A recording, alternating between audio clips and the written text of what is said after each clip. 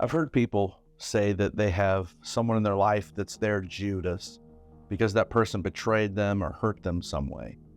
And if you're a Christian, I encourage you not to just count them off as a Judas, but to pray for them. And I say that because of what happens in John chapter 21. You see, Peter betrayed Jesus because he denied him 3 times. He was asked, "Do you know this man?" And he said, "No, I don't know him."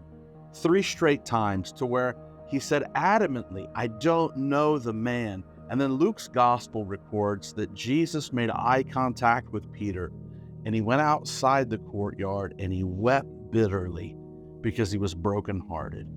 And he was upset with himself that he wasn't the man that he thought he was.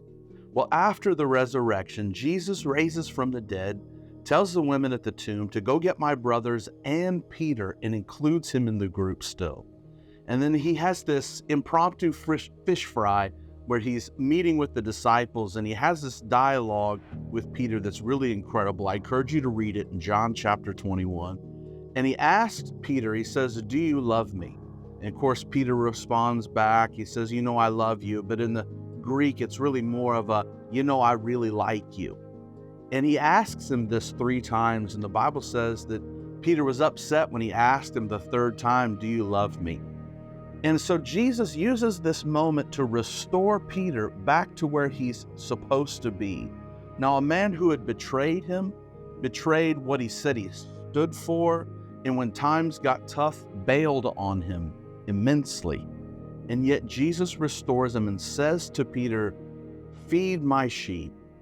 And so when someone betrays you, I'm not talking about having boundaries in your life, because that's important, but I'm talking about cutting someone out instead of praying for them.